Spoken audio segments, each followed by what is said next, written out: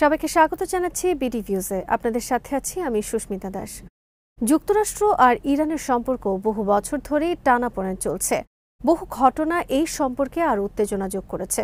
পারমাণবিক কর্মসূচি নিয়ে ভিন্ন মত থেকে শুরু করে মধ্যপ্রাচ্যের সংঘাত, সব ইস্যুতেই দুই দেশের অবস্থান দুই মেরুতে। এরপরে কি ঘটবে তা নিয়ে মানুষের মধ্যে সবসময় উদ্বেগ কাজ করে। পরিস্থিতি কি আরও খারাপের দিকে যাবে? বিস্তারিত থাকছে হায়দার সাইফের প্রতিবেদনে।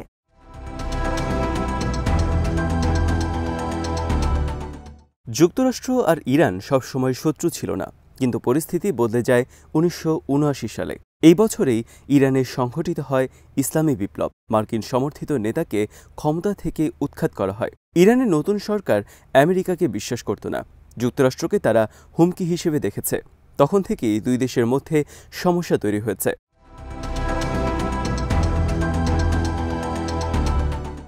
একটা বড় ইস্যু হলো ইরানের পারমাণবিক কর্মসূচি।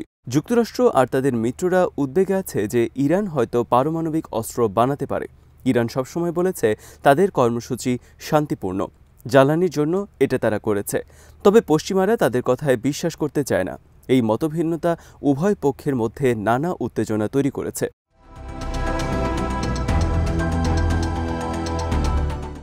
আরেকটি সমস্যা হলো মধ্যপ্রাচ্যে ইরানের ভূমিকা। লেবাননের হিজবুল্লাহ বা ইরাকের মিলিশিয়াগুলোর মতো গ্রুপগুলোকে সমর্থন করে ইরান। যুক্তরাষ্ট্র এই গ্রুপগুলিকে হুমকি মনে করে। এই অঞ্চলে সমস্যা তৈরির জন্য তারা ইরানকে দায়ী করে। অন্যদিকে ইরান মনে করে যুক্তরাষ্ট্র মধ্যপ্রাচ্যের বিষয়ে অতিরিক্ত নাক গলাচ্ছে। পরিস্থিতির অবনতির জন্য দুই পক্ষই একে অপরকে দোষারোপ করে।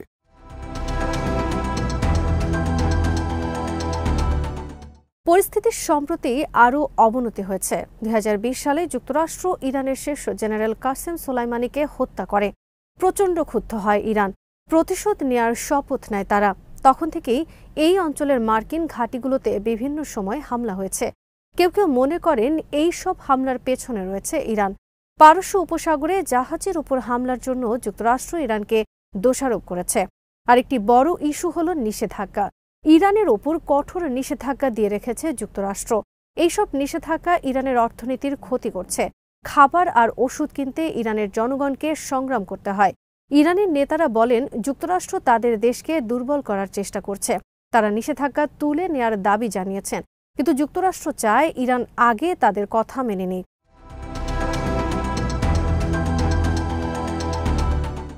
ইরানের পারমাণবিক কর্মসূচি নিয়ে আলোচনাও থমকে আছে।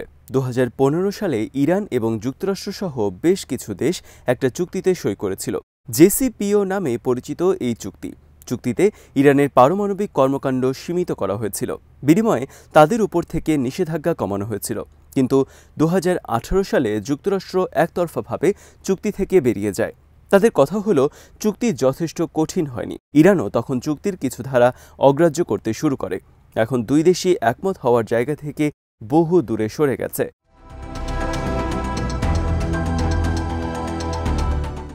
দুই দেশের মধ্যে উত্তেজনার কারণ অনেক। প্রথমত, দুই দেশের কেউ কাউকে বিশ্বাস করে না। যুক্তরাষ্ট্র মনে করে ইরান মধ্যপ্রাচ্যে তাদের প্রভাব বাড়াতে চায়। ইরান মনে করে যুক্তরাষ্ট্র এই অঞ্চলকে নিয়ন্ত্রণ করতে চায়। উভয়ের এই অবস্থা এবং আস্থার অভাব আলোচনাকে কঠিন করে তুলেছে।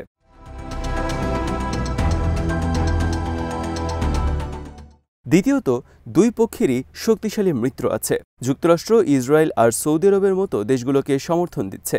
এই দেশগুলির সাথে ইরানের সম্পর্ক ভালো নয়। অন্যদিকে ইরানের সিরিয়া ও রাশিয়ার মতো মিত্র রয়েছে। এইসব মিত্র দেশগুলো সংঘাত পরিস্থিতিকে আরও জটিল করে তুলেছে। যুক্তরাষ্ট্র আর ইরান যদি সংঘাতে জড়ায়, তাহলে তাদের মিত্র দেশগুলো সেখানে জড়িয়ে পড়তে পারে।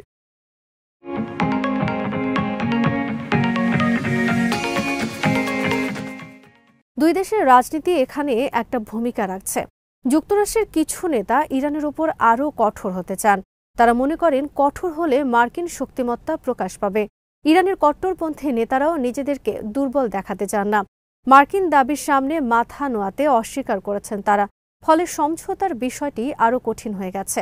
অনেক মানুষই আশঙ্কায় আছে পরিস্থিতি আরও খারাপ হতে পারে।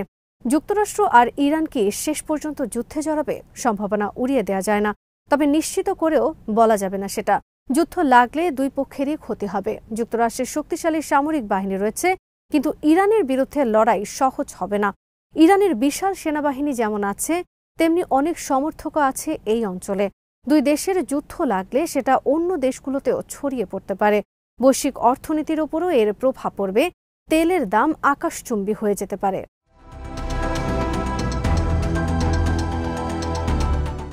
আরেকটি উদ্বেগের বিষয় হলো সাইবার হামলা। দুই দেশেরই দক্ষ হ্যাকার আছে।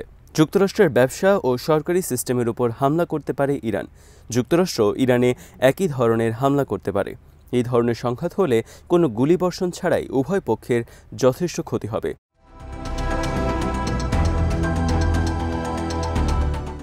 দুর্ঘটনার আশঙ্কাও উড়িয়ে দেয়া যায় না। পারস্য উপসাগরে যুক্তরাষ্ট্র আর ইরানের জাহাজগুলি প্রায়ই একে অন্যের কাছাকাছি চলে আসে। সেখানে ছোটখাটো ভুল হলেই সেটা বড় যুদ্ধে রূপ নিতে পারে। এই ধরনের সংঘাত এড়ানোর জন্য দুই পক্ষেরই সতর্ক থাকা উচিত।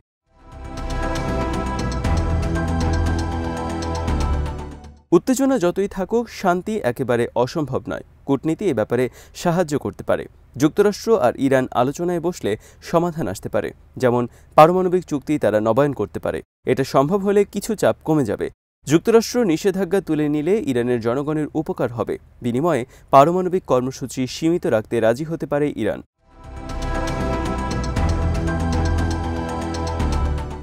দুই পক্ষেরই কিছু ছাড় দিতে হবে। ইরানের অভ্যন্তরীণ বিষয়ে যুক্তরাষ্ট্রকে হস্তক্ষেপ করা চলবে না। যেসব গোষ্ঠী মার্কিন মিত্রদের ওপর হামলা করছে, ইরান হয়তো তাদের সহায়তা দেওয়া বন্ধ করতে পারে। এই ধরনের পদক্ষেপ নেওয়া গেলে দুই পক্ষের মধ্যে আস্থা তৈরি হবে, কিন্তু কাজটা সহজ হবে না।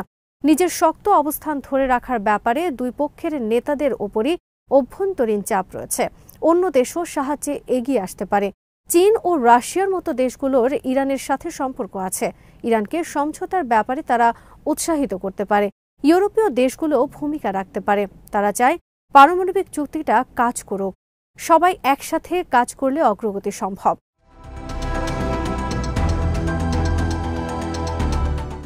এই মুহূর্তে সমাধানটাও অনিশ্চিত। যুক্তরাষ্ট্র আর ইরান বন্ধুত্বের জায়গা থেকে বহু দূরে দাঁড়িয়ে আছে। ছোটখাটো ঘটনাও পরিস্থিতিকে আরও খারাপ করতে পারে। কিন্তু দুই পক্ষই জানে বড় ধরনের সংঘাত হলে উভয়কেই বড় মূল্য দিতে হবে। তারা হয়তো সংঘাত এড়ানোর চেষ্টা করবে। সারা বিশ্বে গভীরভাবে পরিস্থিতির উপর নজর রাখছে। মধ্যপ্রাচ্যের মানুষ স্থিতিশীলতা চায়। যুদ্ধ হলে সবচেয়ে বড় ক্ষতিটা হবে সাধারণ মানুষের।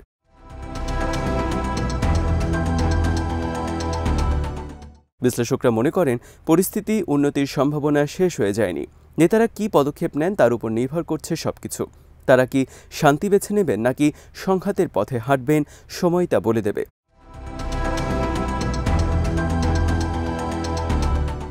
যুক্তরাষ্ট্র আর ইরানের সম্পর্কটা জটিল। বহু বছরের অবিশ্বাস, অনাস্থা একটা বিপজ্জনক পরিস্থিতি তৈরি করেছে। পারমাণবিক কর্মসূচি নিয়ে বিবাদ, নিষেধাজ্ঞা এবং আঞ্চলিক সংঘাত উত্তেজনায় তুঙ্গে নিয়ে গেছে। যুদ্ধের মতো খারাপ পরিস্থিতি আসতে পারে, যদিও সেটা নিশ্চিত করে বলা যাবে না।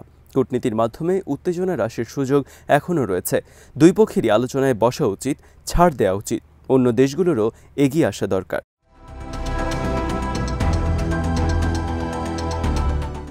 বিশ্বের মানুষ শান্তি চায়, যদিও কিভাবে সেটা আসবে সেটা স্পষ্ট নয়।